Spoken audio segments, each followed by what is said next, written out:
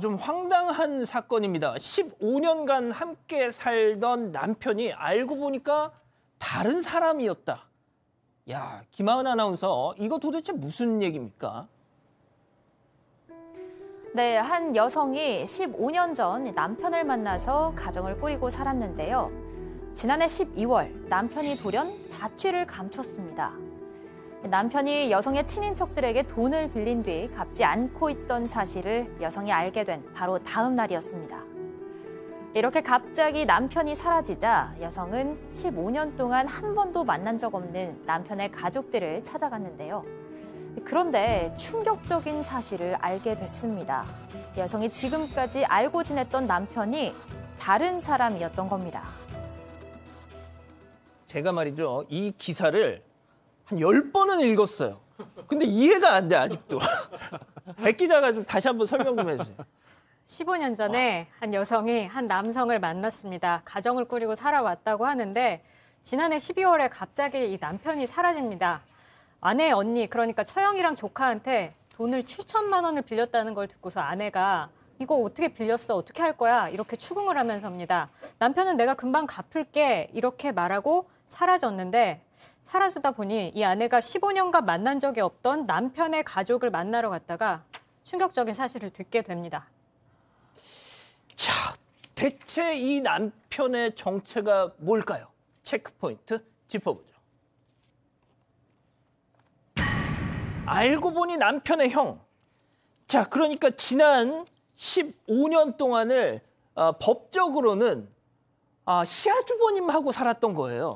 뭐 법적으로 그렇게 했다고 하면은 좀 오해 소지가 있고 이름만 그렇게 썼다. 그렇죠. 네, 그 이름을 사용했다는 건데 사실 15년 동안 교류가 없었고 15년 만에 처음으로 남편 가족들을 찾아간 거죠. 네, 그랬더니 거기에서 알고 봤더니 이게 이름이 친형, 자기 형의 이름을 가지고 내 남편이 그동안 그 행세를 했다. 야. 이게 그제서야 밝혀진 겁니다.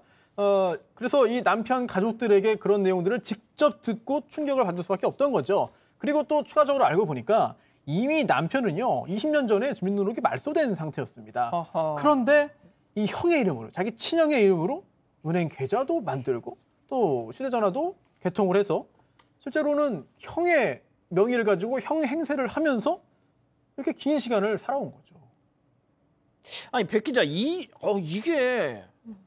그러니까 아무리 이제 동거 상태였던 거죠. 그러니까 네. 혼인 신고는 하지 않고. 네네. 아니, 그렇다고 해도 이걸 이렇게 모르고 살 수가 있었나? 15년을 살았는데. 그러니까요. 혼인신고를 안 한 게 가장 큰 문제였던 것 같은데 평상시에 뭐 친구를 소개하거나 또 가족을 소개하거나 이런 일이 없었다고 해요. 이제 와서 보니까 좀 이상하다는 건데요. 아내 얘기를 들어보면요. 남편의 그런 뭔가 공적인 서류를 본 적도 없고 혼인신고를 한 게 아니다. 또 가족 소개도 안 했고 친구를 만나러 간 적도 없었다. 이렇게 얘기했습니다. 소장님, 저는 지금까지 들었는데도 솔직히 이해가 안 가요. 네, 저는 바본가 봐요.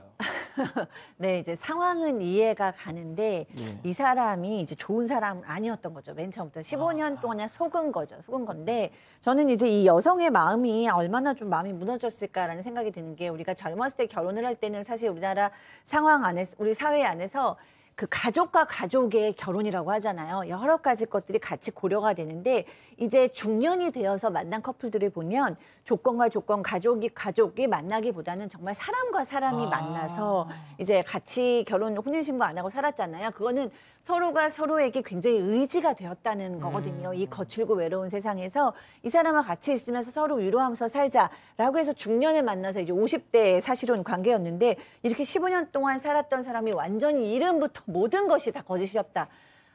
네, 얼마나 충격이 크겠습니까? 그러니까요.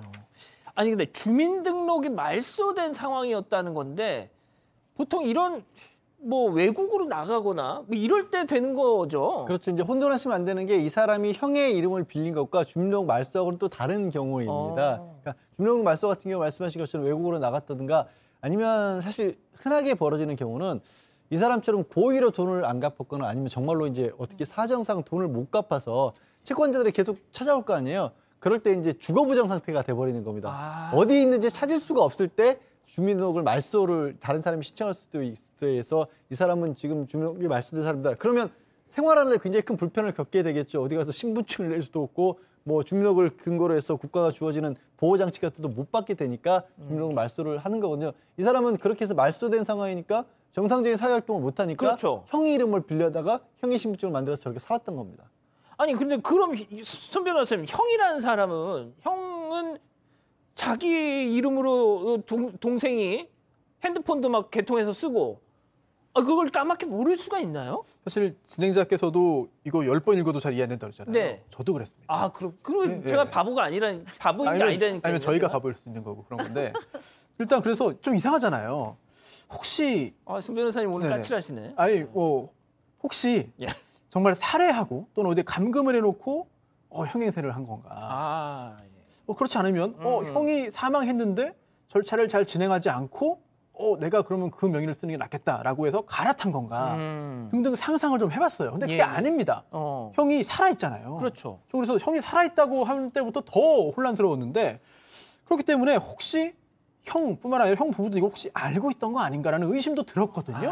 예. 그런데 뭐 그거는 이제 알려진 바는 없고요. 또 의심을 또 섣불리 할 수 없는 그렇죠. 상황에서 친형 부부가 동생을 고소했습니다.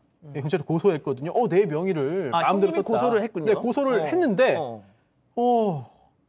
이 사실을 지금 알아서 고소한 건지 아니면 그동안 이런 사실을 알고 있었지만 특별히 문제를 제기하지 않고 있다가 이번에는 이 동생이 단순히 명의 도용한 것만 문제된 게 아니라 형사적으로 이제 사기도 문제가 됐잖아요. 그렇기 때문에 나는 이제 여기서는 내가 좀 선을 그어야겠다라고 해서 고소를 한 것인지 모르겠어요. 예. 아직까지 뭐 드러나지 않은 게 굉장히 많은 것 같습니다. 그러니까요.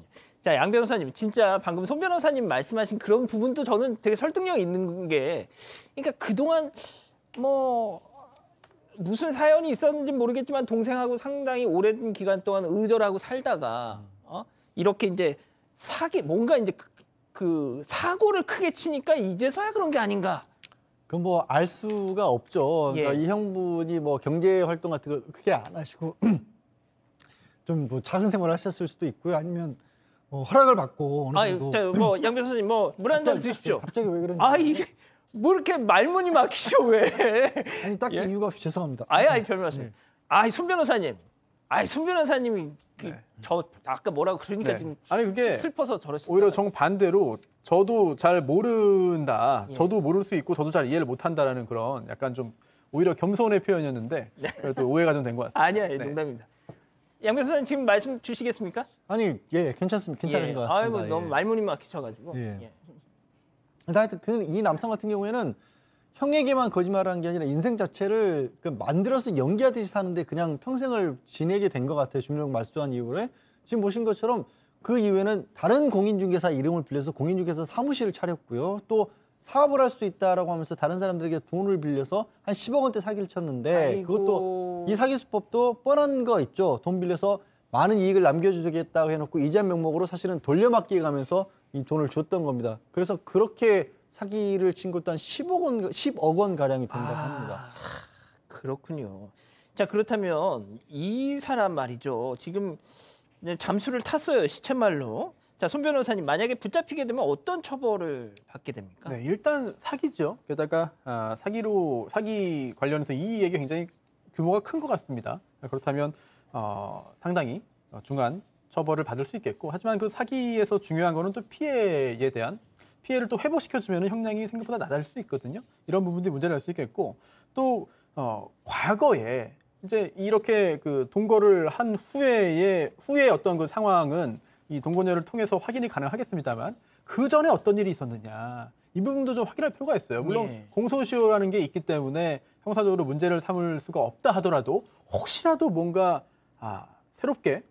새로운 사실이 드러난다면은 그 역시 법적으로 문제될 가능성이 있지 않나. 현재는 뭐 굉장히 좀 여러 가지 상황이 지금 알려진 것보다 훨씬 더 많이 새롭게 드러나지 않을까라는 그런 생각도 듭니다. 예, 알겠습니다.